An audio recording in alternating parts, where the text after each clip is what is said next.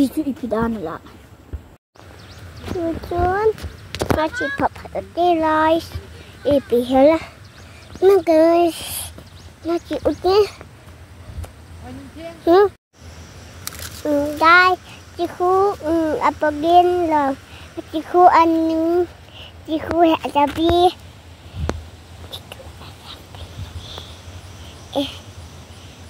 chị khu hạ lê chị khu cái cái cặp cái cặp ini orang kengkel lepas tu pun he sang mayong kania ve nia bo chị khu chẳng mai chị khu apogin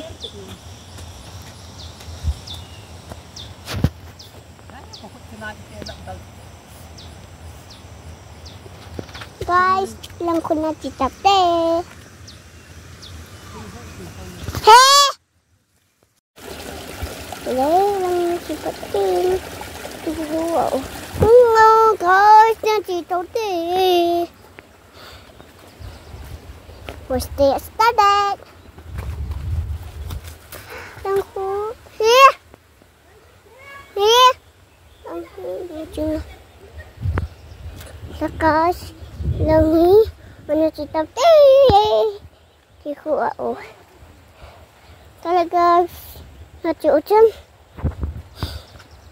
không coi nó chỉ tập chứ không mà lên cái đầu không mà trái nó cái nó chịu cứ có chỉ biển gì là đi thôi chưa coi được chị cứ chẳng khá cái gì ở chỗ bữa điện thoại nó cứ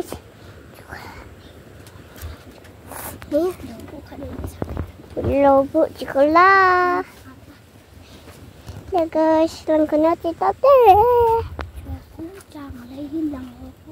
lần khu chẳng lấy lời hí chỉnh ly chị cũng bài chế nữa coi nó chỉ thế let's get started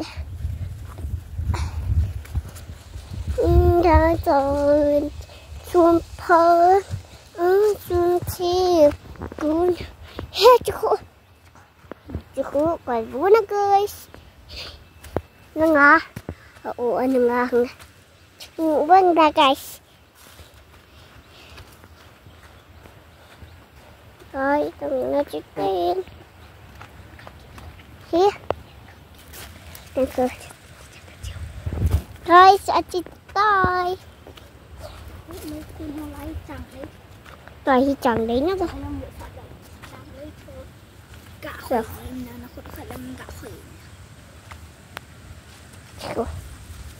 rồi tay chị là chị cháu cái gì rồi chị đừng hé lâu con thấy chị cô là đâu rồi chú lâu con nó bị tao té tao không hồ tiên nữa coi hello nó ipi lên lắm không là chú té nó cho nó cái started hay phải cái nào bắt sống lại là bố ôi nó ngã ấy là sợ cái nam cô lấy ở chị tận đó anh về ta đi thì lấy nó chỉ phải hết đi được cái ta đi không có chỗ cho nó thở thêm nó ngon à không cả luôn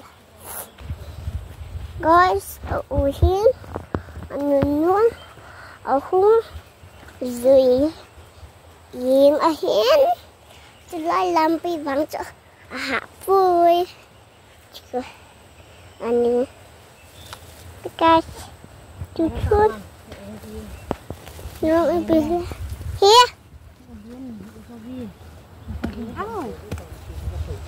chú cứ hệ cho vi gạt đi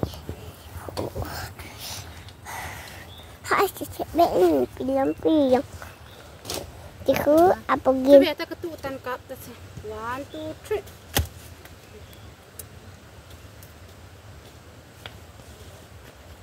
Pilih. Ana ciutin. Tiku apa game? Tiku hele. Get started. Get started. Get ready to fight. 15 giọt băng nhiều vậy. Coi đấy. Đâu ta cặp nạc yang pi cái tụ vòng ra hầm. Hi. Băng cả đường ra.